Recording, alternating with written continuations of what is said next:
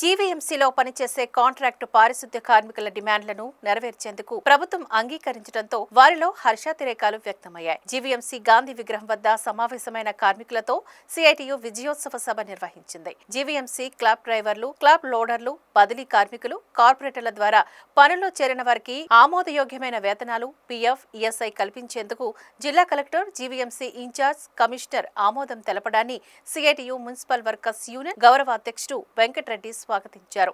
GO number 7 ప్రకారం దాదాపు 2,300 మంది కార్మికులకు ఏడాదికి 11,000 కోట్ల రూపాయల ప్రయోజనం చేకూరనుందని ఆయన ఈ సందర్భంగా తెలిపారు.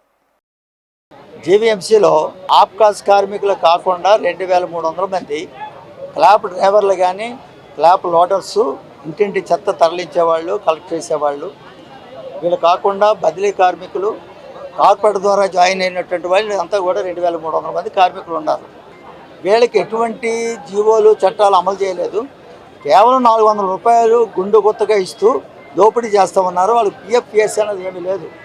అందువల్ల ఒక సమ్మె చేస్తాము మేము 5వ తారీఖున చెప్పేసి అని, అంటే నిన్న చేస్తామని చెప్పేసి సమ్మె నోటీసు ఇవ్వడం జరిగింది కదా గత నెలలో. దాని మీద 2వ తారీఖున కలెక్టర్ గారు స్పందించి మీరు సమ్మెలోకి వెళ్ళకండి, మీ డిమాండ్లు మేము పరిష్కారం చేస్తామని చెప్పారు. అందులో భాగంగానే ఎవరైతే 11,700 రూపాయలు ఉన్నదో వాళ్ళందరూ కూడా 15,000 రూపాయలు జీవో 7 ప్రకారం ఇవ్వడానికి, అలాగే డ్రైవర్లు, అది క్లాబ్ డ్రైవర్లా లేకపోతే ఎక్కువ డ్రైవర్లా, వీళ్ళందరికీ కూడా జీవో నంబర్ 7 సెమీ స్కేల్డ్ వేతనం 18,500 రూపాయలు వాళ్ళకి ఇవ్వడానికి, ఇప్పటి వరకు పిఎఫ్లు లేకుండా ఉన్నటువంటి ఎవరైతే ఉన్నారో వాళ్ళందరూ కూడా పిఎఫ్, పిఎస్సీ అన్నది అమలు చేయడానికి, మధ్య దళారీలు దోపిడీ లేకుండా స్లమ్ లెవెల్ ఫెడరేషన్ ద్వారా, అంటే గతంలో ఆప్కాస్ ముందు పారిశుద్ధ్య కార్మికులు ఎలా అయితే స్లమ్ లెవెల్ ఫెడరేషన్ ద్వారా జీతాలు తీసుకున్నారో దోపిడీ లేకుండా, అదే పద్ధతి వీళ్ళు కూడా స్లమ్ లెవెల్ ఫెడరేషన్ ద్వారా జీతాలు ఇవ్వడానికి కలెక్టర్ గారు అంగీకరించారు. కలెక్టర్ గారికి ధన్యవాదాలు తెలియజేస్తున్నాం.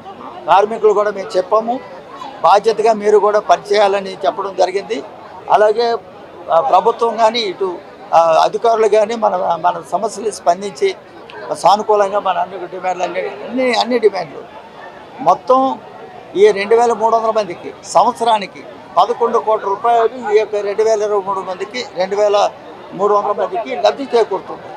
ఆ మేరకి జీవీఎంసీ మీద అదనంగా భారం అంటే భారం కాదు, ప్రజల సొమ్ము, ప్రజలకు సేవలు అందిస్తున్నారు. వీళ్ళు కుళ్ళు కంపు కొడుతున్న చెత్తనేది ఎత్తుతూ, డోర్ టు డోర్ చెత్తని సేకరిస్తూ, డంపింగ్ యార్డ్లు తరలిస్తూ, ఈ రకంగా ఆరోగ్యాలు పాడు చేసుకొని ప్రజల ఆరోగ్యం కోసం పనిచేస్తున్నారు.